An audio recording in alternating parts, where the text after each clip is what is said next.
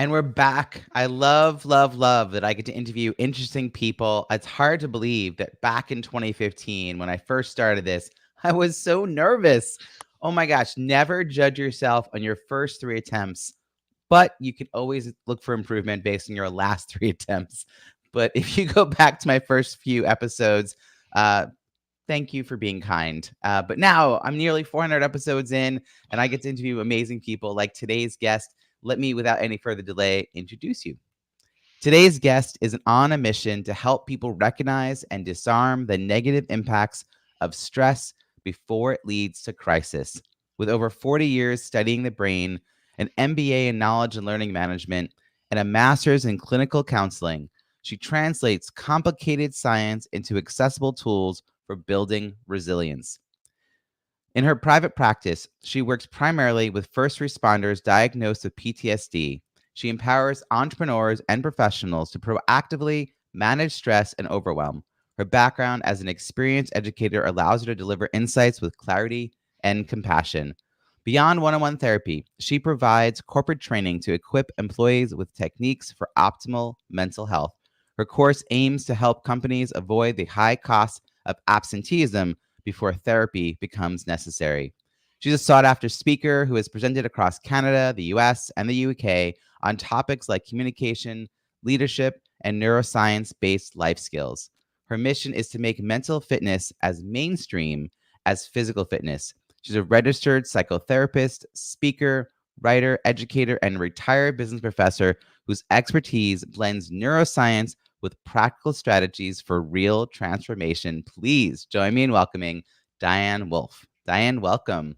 Thank you so much, Robbie. I'm very much looking forward to this. Thank you for joining me from the greater Toronto area of Canada. It's amazing the technology allows us to gather regularly. I see you weekly at my content connection club. We'll talk more about that later, but this is a chance to sort of deeper dive. And as you know, it's a show about building strong networks, but the context is leadership. So tell me, how do you define leadership? And when did you realize you had the skills to lead? All right. Well, leadership has been a passion of mine for many years. I actually taught a course in leadership when I was a business professor some 20 years ago.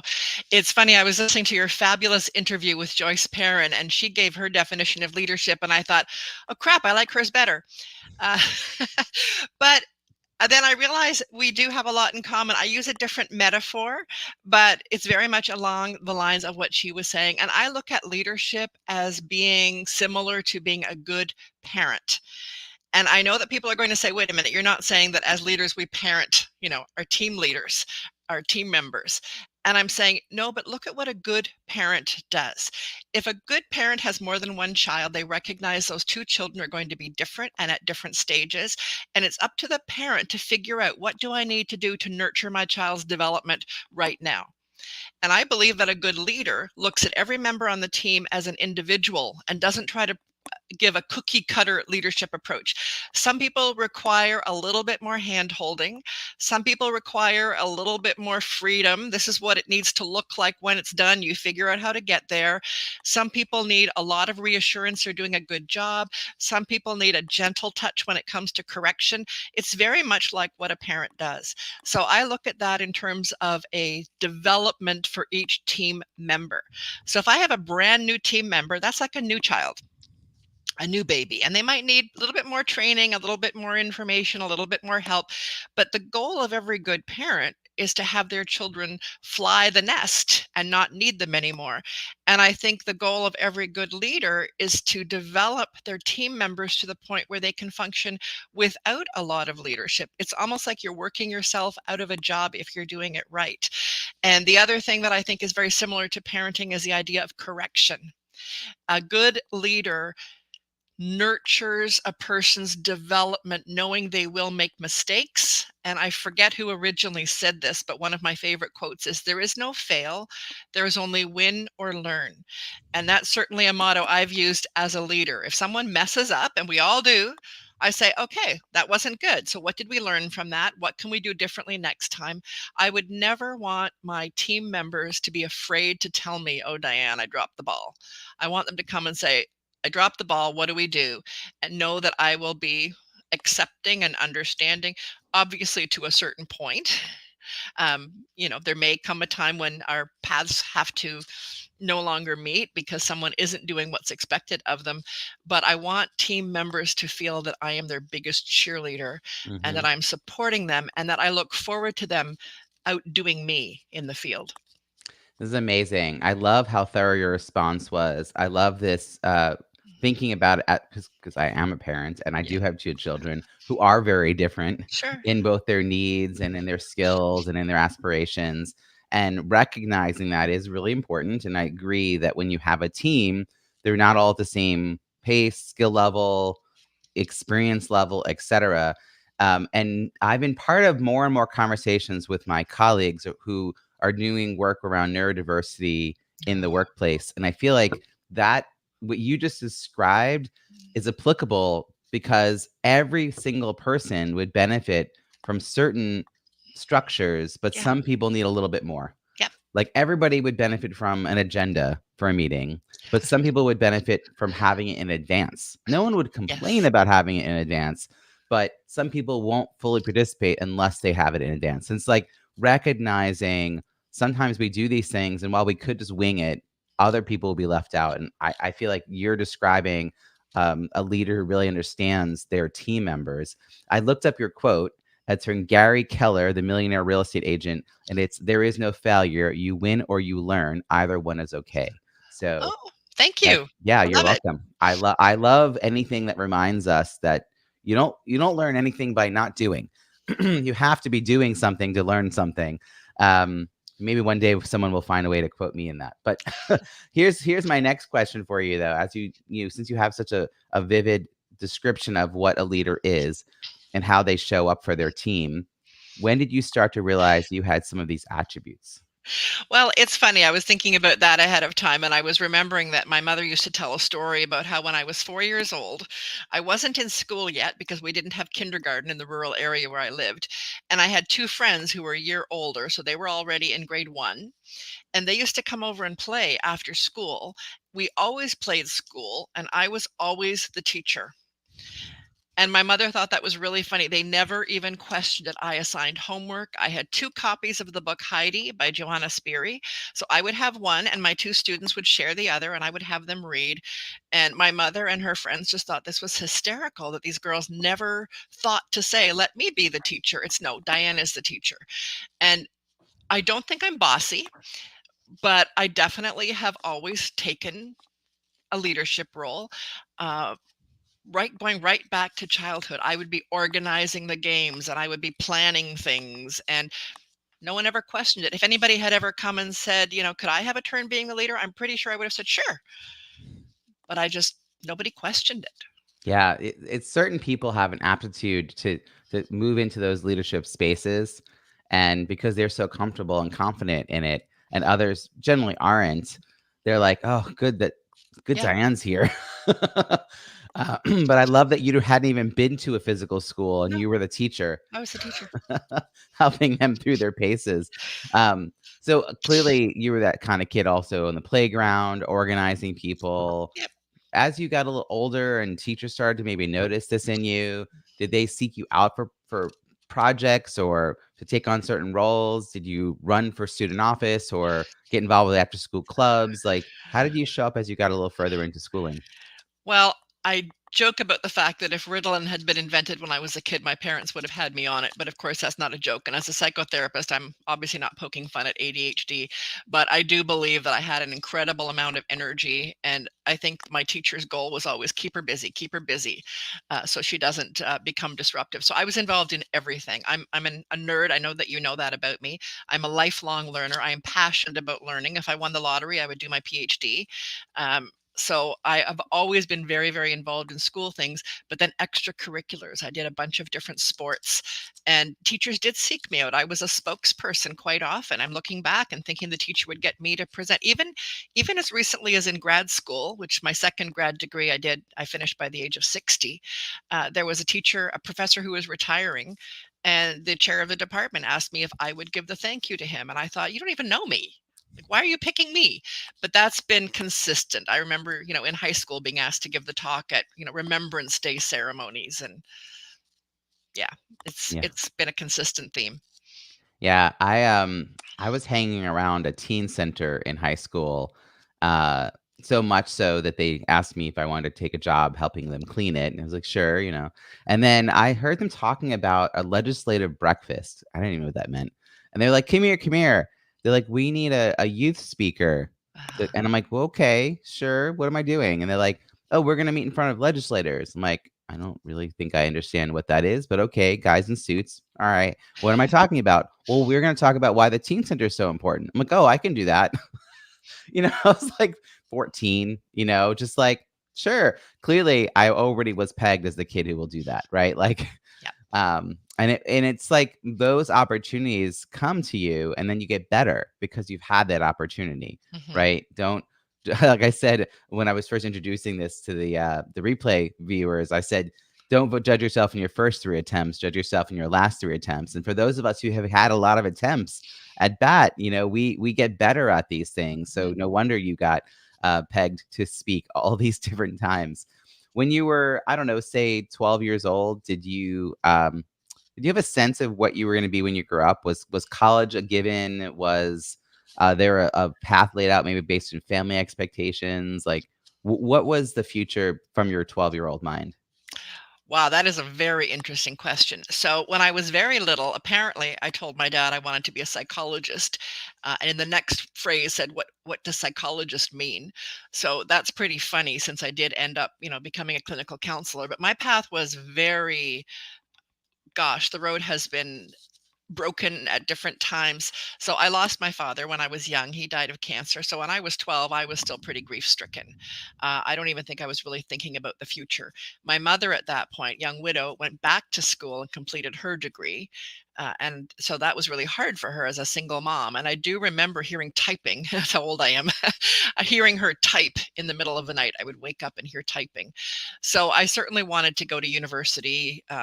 When I was younger. And I remember telling people, I need to be prepared to support my family in case I'm widowed. And I said that when I was a teenager. And people would go, "Why are you even thinking like that?" And I was just thinking, well, that's been my experience. But I decided to study French and German. Not really sure why, except that I do speak 3 languages, and I thought that would be great. And I hated it because I like the science of language. We ended up doing French and German literature and then basically dissecting what the author really meant. And I never got it. I don't think that way. I kept thinking, where's the rule book? So I actually dropped out after second year, got married. I met my husband in Europe. I went on a work exchange program as a teenager, met him over there, got engaged at the age of 19. We got married. I was 20. We moved to Germany. I worked as a translator because I spoke 3 languages. I worked as a translator on an American Army base at the age of 20. That was my first job, which I absolutely loved. We had our first child. I wanted to come back to Canada. My husband agreed. He's an avid skier. And at that time in the 70s, the Canadians were doing really well on the international ski circuit. So he thought, that's great. Canada can produce great skiers. This will be fine. And then we moved to Ontario, where there is no good skiing. Yeah, big disappointment. It's 4,000, kilometers away. But then I decided I really needed to go back to university and finish, but I wasn't going to do languages. So I went back and I got into teachers college, and I was studying anthropology, and I had to take a psychology 101 course. It was required for the education program. And I remember sitting through, educational psychology, all this stuff. And then one day we had a lecture on neuroscience, and the professor, Carlisle Smith, stood at the front, and I was mesmerized. I fell in love with the subject. I sat there for 2 hours, and then afterwards I went down and asked him questions, and he stood there with me for another hour as I asked all these, what about this? What about this? What does this mean? This is so cool. And at the end of that hour, he said, "What's your name?" And I was jolted back to reality. I thought, oh no, he's going to tell everybody it was this awful student who kept him for a whole hour. But it turns out the reason he did was it was his dream that a student would show such passion for his topic. So, of course, I became a psychology major, neuroscience. He ended up becoming my thesis supervisor. When I did my honors degree, I had to do brain surgery on 220 rats. And that was what he supervised for me.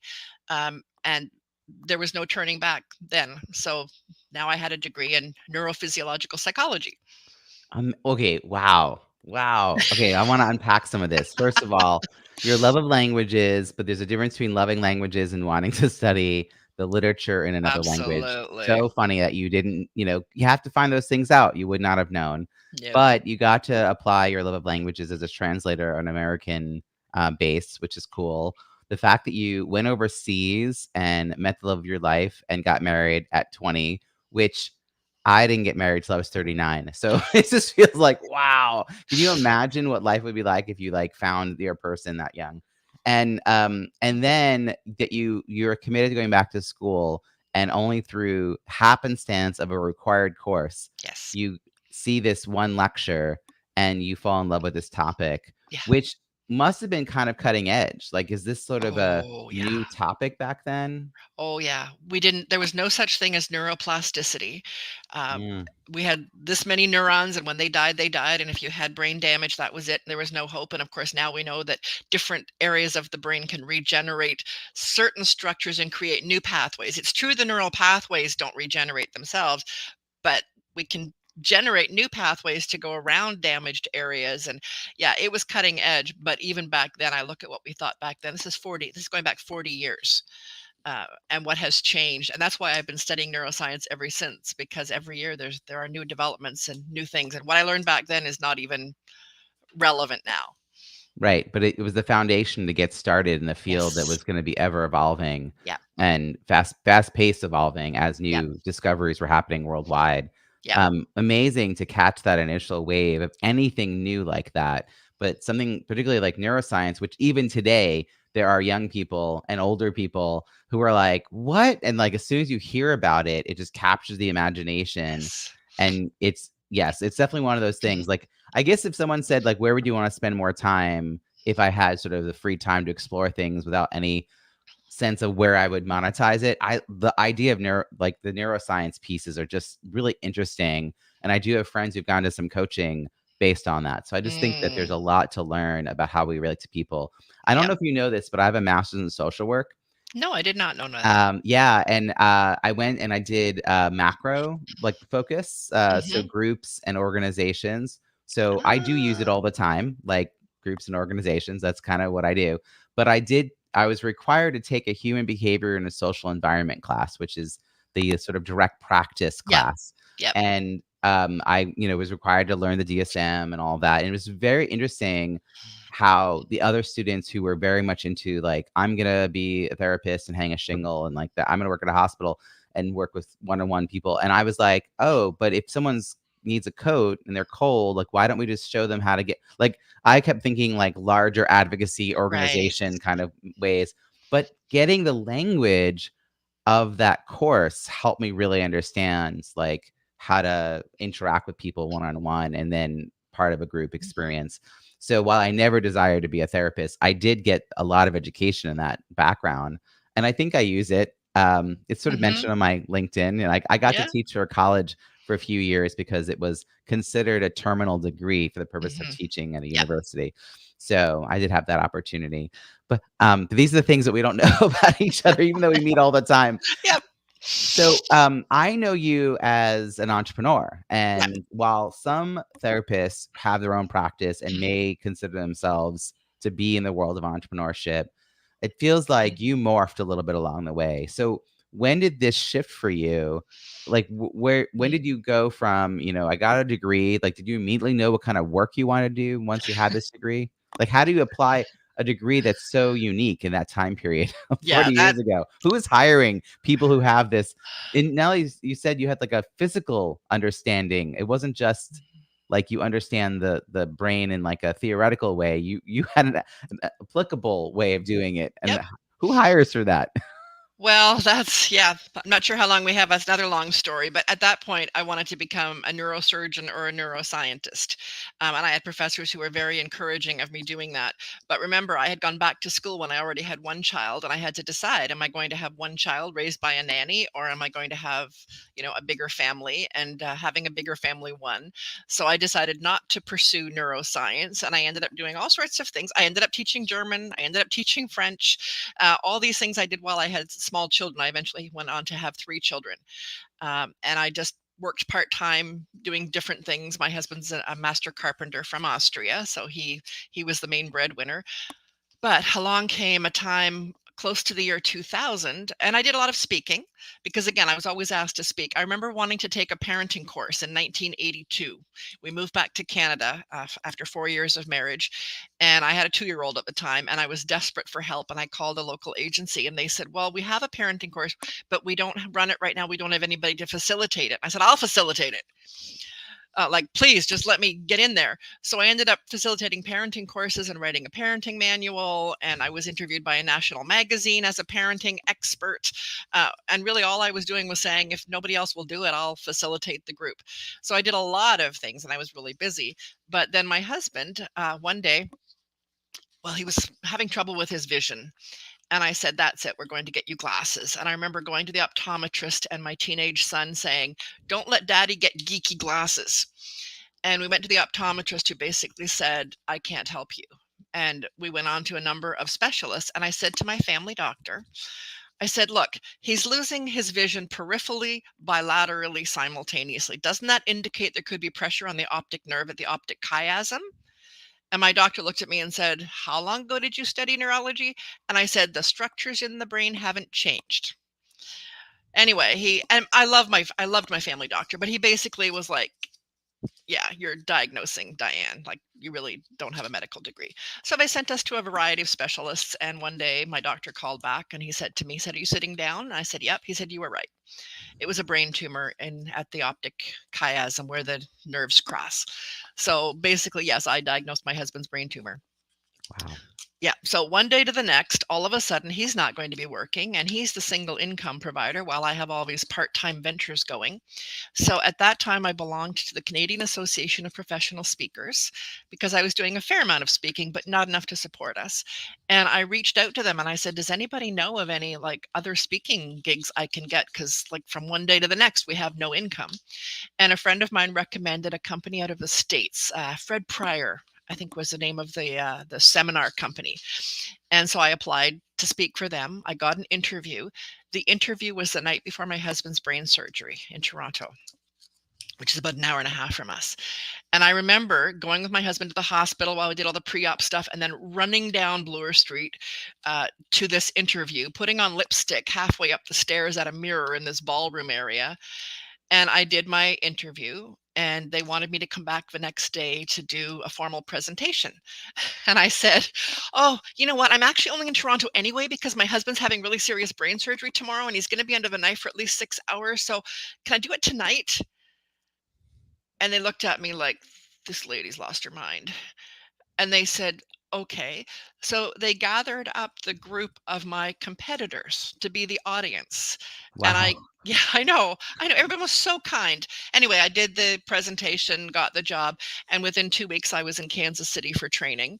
And the next thing you know, I'm leaving Peterborough Sunday afternoon on an airplane and coming back Friday night, 2 to 3 weeks a month.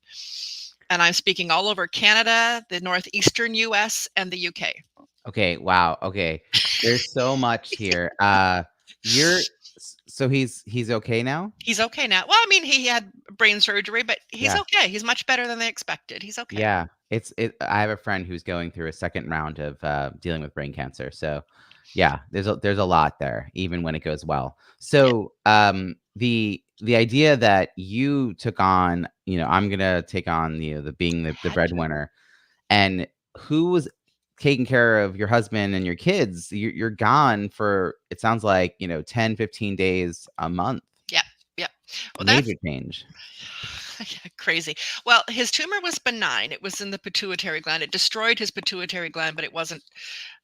Anyway, yeah, he's okay. But we lived in a double house. My husband is a builder.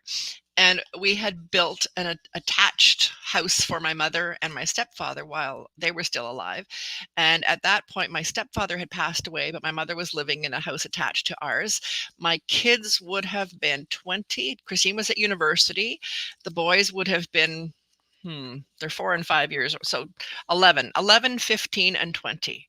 So the kids were no longer toddlers. And so my mother took over a lot of the responsibility. My husband really just had to rest. It wasn't Mhm. that he required a lot of physical care once he came home after his surgery. So I just took What a off. what a tremendous challenge that you overcame as a family. And is this back, you said, in around 2000? Yeah.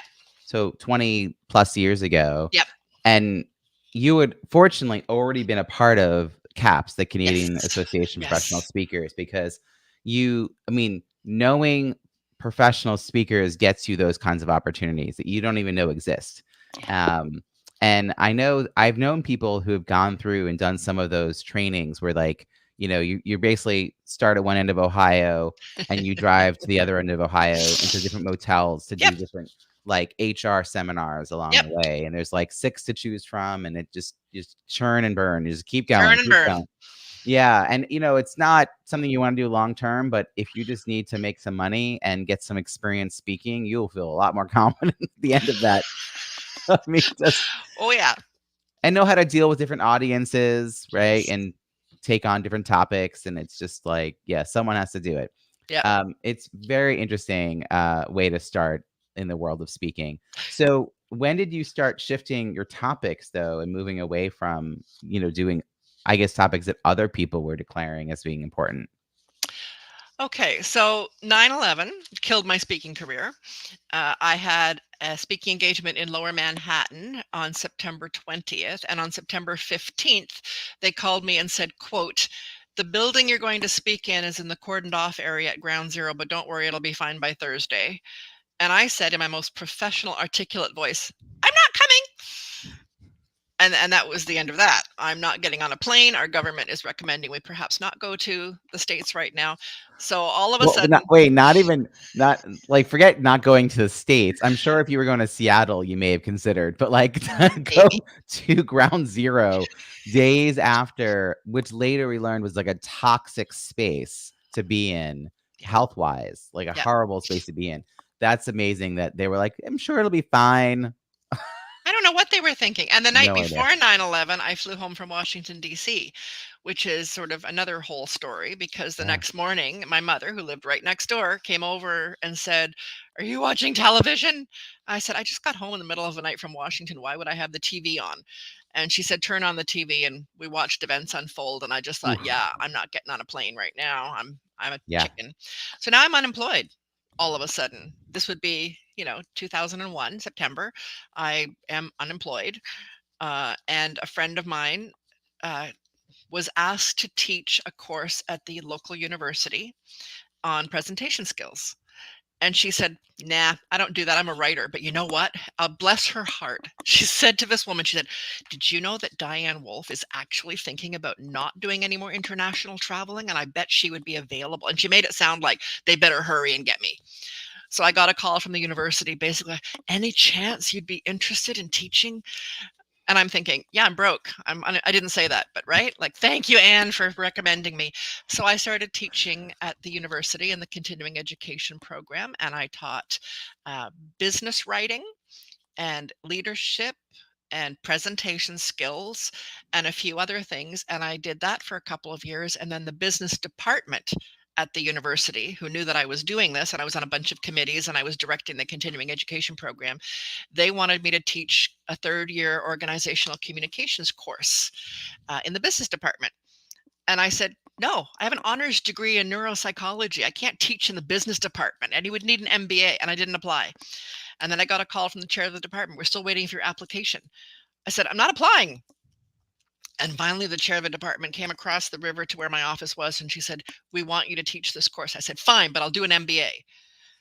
So, so I was hired to teach in the business department, and I did an MBA because I thought that's really what you should have to teach in the business department.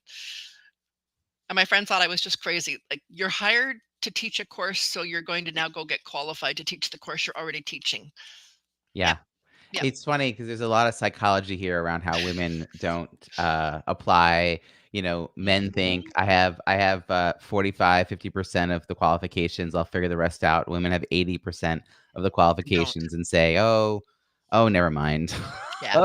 Oh, never mind. And also discounting your lived experience, like waiting for a degree or a certification or someone else to, like, confer on you your ability to do something where someone was actually saying, no, no, we're actually choosing you. By the way, you skipped by something I want to note that in Okay. the couple of years that you were working in this continuing ed kind of Yep. experience, you end up running it.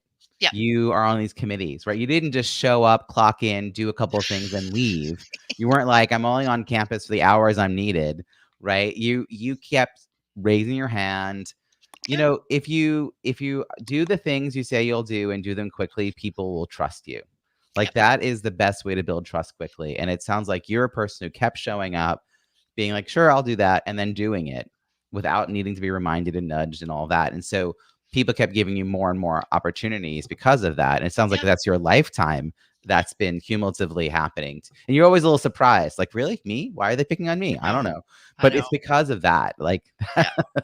Yeah. um what a great opportunity. You know, you're in good company.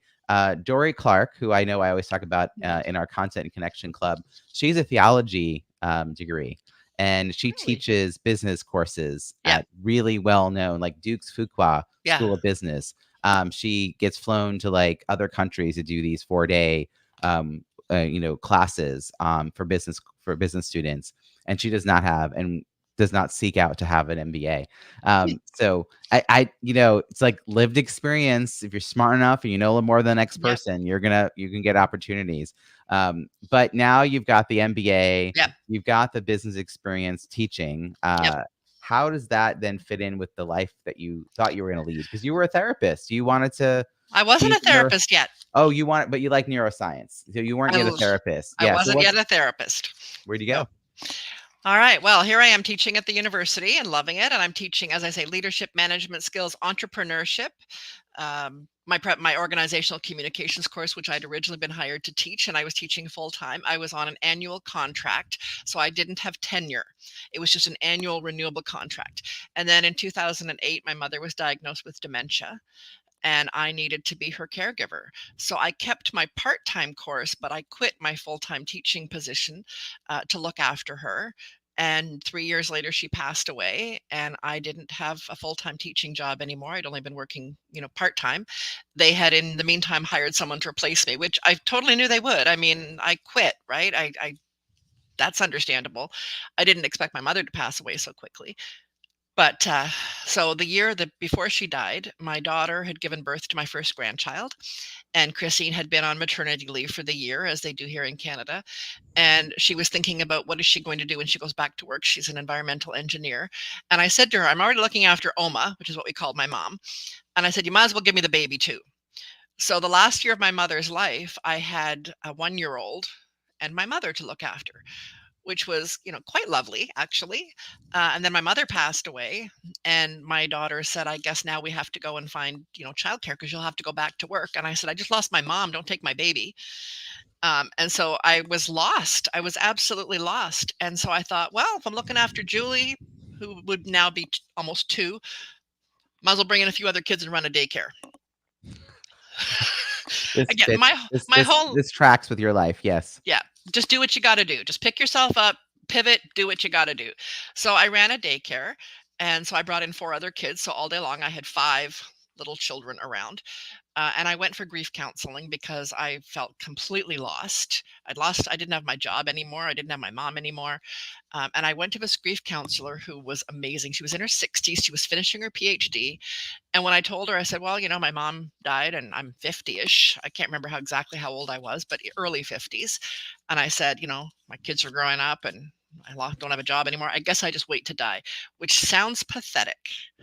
But Robbie, that's how I was feeling. Like, it's over for me. I've had all the success I'm going to have, and now I just sort of put in time.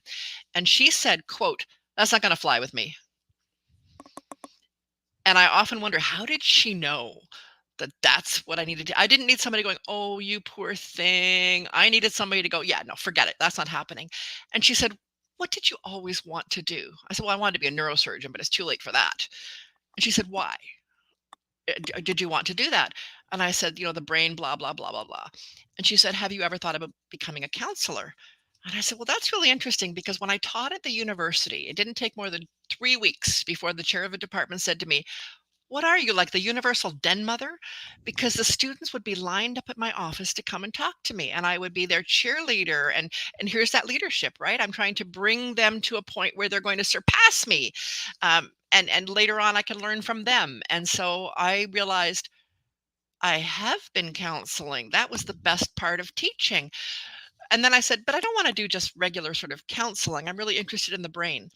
And she said, what about dealing with like acquired brain injuries or PTSD or things that are actually neuroscience based? And I went, oh my gosh, that's what I need to do.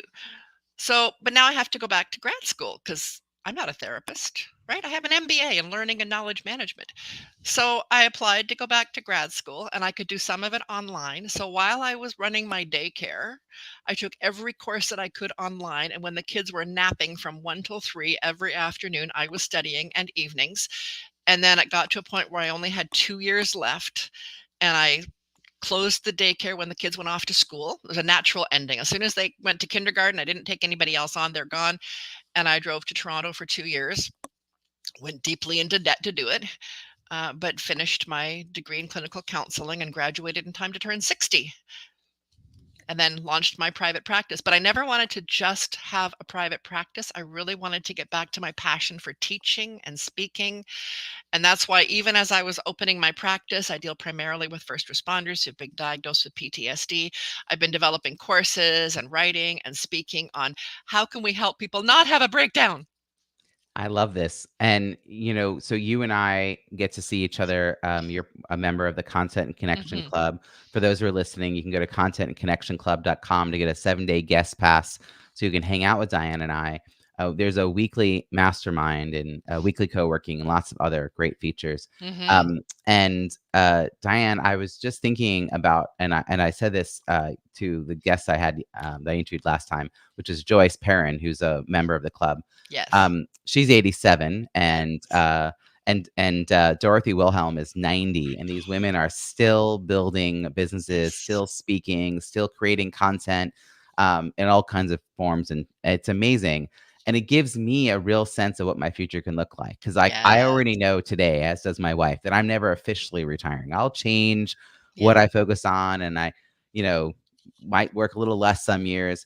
But Joyce had created at 76, she founded a nonprofit in another country.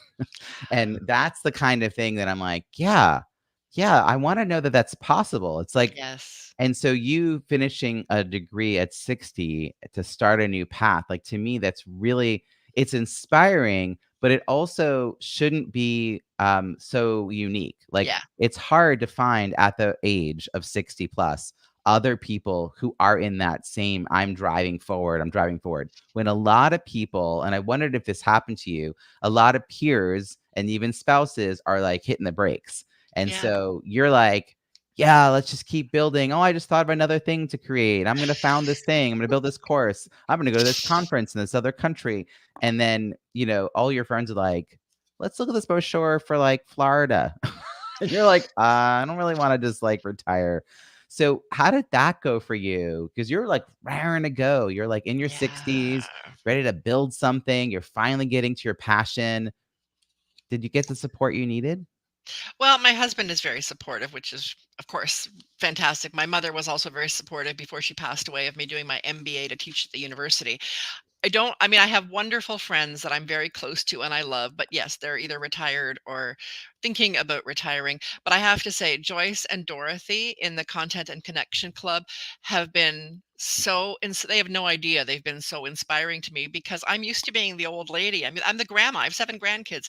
I'm used to being sort of the grandma who's way older than everybody else. And in your group, I feel like I'm sort of a youngin, which is, which is fantastic. And yes, the things they're doing, and people ask me about retirement plans, and I just look at them and I go, this is my retirement career. Now, have I cut back a little bit? Sure. I do plan to, as I teach more courses and do more speaking, to cut down on my one-on-one appointments, but that is my retirement plan. I joke that I'd like to finish paying off my student loans by the time I'm 70, and people laugh, and I think I'm actually not kidding.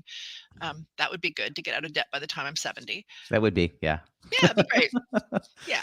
Yeah, there was a movie, Harvey Milk, talking. Well, the movie is called Milk, and it's about Harvey Milk and about this, he's laying in bed with a lover, and he's, I'm turning 40 and I haven't done anything, and he's like woeing his whole like life is meaningless. And I'm thinking, I remember sitting there like, there's an entire movie about what he did after 40. Mm. Right? Like like when we think, oh, I reached a certain age, and like you said, like in your early 50s, you just felt like, I'm just here to like bide my time till the Yep. end. And Yep. then you see other people around you who are really get up and go, and they just keep creating. I love being around, of any age, any generation, being Mm. around those kinds of people. Yeah. It keeps me motivated.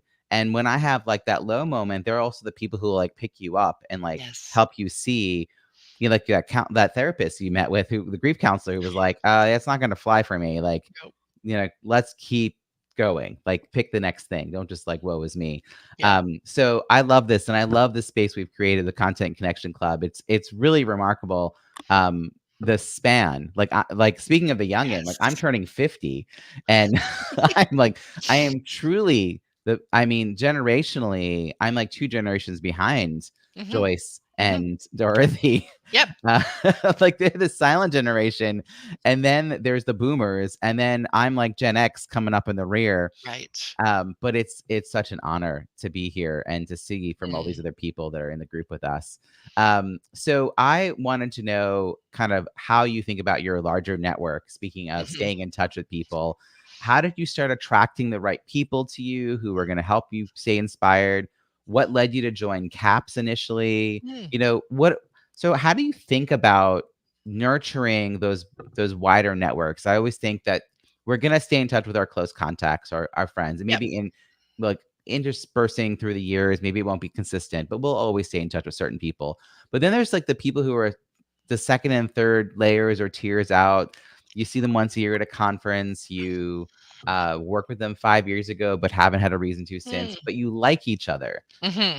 Like, how do you think about that? Any habits, philosophies, practices? I've always been a volunteer. And I live in a city, Peterborough, which is about an hour and a half northeast of Toronto, that at one time had about 70,000 as a population. I think we're up to about 100,000 now, but it really functions like a small town. And so there are certain organizations. I've been on the board of the Chamber of Commerce. I'm the past president of the Women's Business Network. I've always volunteered. And the big joke is that Diane knows everybody. My husband laughs. The news comes on at 6 o'clock and they do the business beat and they interview this person. I go, oh, Veronica. And my husband goes, you know her, don't you? And it's like, yeah, I know most of the movers and shakers in my small town because we hang out in the same sort of places. So I'm well known and I'm easily recognized, which is wonderful. I think people know that I genuinely care. So when I go to these networking events, I'm not someone to fly from person to person, and I'm not trying to really build my therapy business anyway because it's too full, and I'm trying to sort of reduce things. So I will talk to different people and try to find out where they really are. So I've built a lot of sort of one-on-one connections, even though I have a much larger circle of acquaintances. When COVID hit, I'm basically an introvert, which is pretty funny. Nobody actually believes that. But I like being home. I like reading. I like being quiet. But I have a number of friends. And when COVID hit and we all got on Zoom, I have several really close people who said, hey, let's have Zoom chats. So I actually have meetings with, girlfriends out west. It doesn't matter where they live geographically. I do stay in touch that way. I message people. I text people. I have people I know out of town who know they can always come and stay with me when they have business to do here in this town. So I do work really hard to stay in touch with not only my closest friends, who are, of course, like family, but that next layer out. I think I'm very good at staying in touch with them. And then there's a whole big outer circle that I do genuinely care about when I run into them, but I don't nurture those relations. You can't, right? I mean, I talk to people in crisis all day long. So there's only so much time for other people. And quite often I just want to sit and read a book. Yeah, yeah. I actually this piece about not being read as an introvert, I get this because you're outgoing. Hmm. And people seem to equate being outgoing with being an extrovert, so that your willingness to like go and be in a room and kind of engage with people, it's just they don't recognize how much energy and Yes. effort that takes, and that you're going to recharge when you're back home with a Yep. good book and a cup of Yep. tea. Absolutely. Whereas I need to be around people. So if I do a big presentation virtually or in person, or I produce an event in person, I used to like do these big galas for like 1,200 people. If I didn't have a couple of people to hang out with after, like it Ah. was really hard. Like I needed just like 2 or 3 people to kind of like Mhm. talk about how it all went and just Mhm. kind of like come down from it, you know? Yeah. And that would like really charge me back up, you know? Like I was putting energy into the room all day to take care of everyone else and like just having a little of that come back to me. Yeah, so they're different scales, you know, Yep. outgoing and being sort of a little quieter versus introvert and extrovert. And it helps to be willing to go out in public, but it also can take a lot of energy to do so for some people. Yep. But you also talked about volunteering, and I think strategic volunteering, like going where you want to connect with certain people, like you showing up and probably taking leadership roles in these different Always. organizations. Yep. Yeah, I could see how that will really benefit you and help you get known in your space. Yeah. And I love that Zoom is now just a regular part of how you stay in touch with people. Yep. And that kind of thing. And now, of course, we have our Zoom calls we're doing weekly. So as we look at the year ahead, Mhm. I'm going to be asking you a question about that. It's my favorite wrap up question. Okay. But first, a quick word from our sponsor. All right. So my favorite wrap-up question is, I always say like, if we stay in touch, and I'm sure we will, but in this case, I'm sure we will. Let's say it's a year from now, and I realize, oh wow, it's been a year since I interviewed you. I'm going to be asking, hey, what are you celebrating? So looking ahead at the year, what are you most looking forward to? What do you think we'll be celebrating on your behalf a year from now? I'm hoping my book will be published. I am writing a book on 14 nights to better sleep. Part of my work as a therapist, people who have PTSD have sleep disturbances. They either have intrusive thoughts or nightmares, inability to get to sleep, inability to stay asleep. That's pretty classic. I don't think I have any clients right now with PTSD who aren't struggling with sleep. And as someone who has experienced trauma in my own life and experienced insomnia, I have become what I call a super sleeper. I've had to work really hard at it, but I have learned to become a great sleeper. And so that's a lot of what I teach, because sleep, I believe, is the foundation of mental health. We are a sleep deprived society. I know I preach this all the time, but if we are overtired, not getting enough sleep, everything else falls apart too. So whenever I have a new client, the first thing we talk about is sleep hygiene. And so I'm very fortunate that not only have I worked through this in my own life, I've done a lot of reading. Matthew Walker, Why We Sleep, is a book I recommend to everyone. It's a bit dry, it's a bit textbooky, but I certainly love it. But that's something that I work really hard to help people work on. And so this book of mine that I've been working on, 14 Nights to Better Sleep, is basically different strategies you can use. And you don't really try just one a day, but you change one small thing at a time so that you know if that's actually working. So here's strategy one, try that for a few days, see if it makes any difference. If not, on to strategy two. And I really want to get that out there. And the only thing stopping me is time. I have a very full practice. I've taken on far too many clients because I can't turn away law enforcement officers. My son is with the police, and so whenever I get a call from a law enforcement officer, it's like, I'll fit you in, and I'm needing to cut back. Yeah. So first of all, congratulations on this lofty goal, which I know you'll achieve, and I can't wait to help you celebrate it. And you know that I have a lot of resources for when you do, because Yes. I love helping authors, particularly entrepreneurs, build profitable book launches that lead to whatever the offer is after, and helps them get 50 plus Amazon reviews. And for those who are thinking about writing a book or marketing a book, I founded the Biz Book Publishing Hub, which is Mhm. a free resource that connects authors and writers to over 50 experts to help them write, edit, publish, and market a book. You can go to bizbookpublishinghub.com to check out that resource. And also, we host networking events, so you get to meet each other and our Mm. experts. So we'll definitely be getting Diane into that community as well, so she can get all the resources she needs. Yep. But it also sounds like you need your own referral network, so you can like not take on every client, but not turn away every client. So you can hand them over to someone you feel will really take care of them, and that will be helping you cut back a little bit of Hmm. your own one-to-one time. And I'm sure you probably know these people, but it's hard for you to let go. It's amazing what you've accomplished and what you're still yet to accomplish. And Oh, thank I'm you. really excited to witness all of this. How can people find you and follow your work? My website is Diane Wolf, just my name, DianeWolf.com. You can also find me on LinkedIn at Diane M. Wolf. Fantastic. We'll put all those links in the show Thank notes at you. ontheschmooze.com. Diane, thank you so much for this conversation. It's Oh, been excellent. thank you.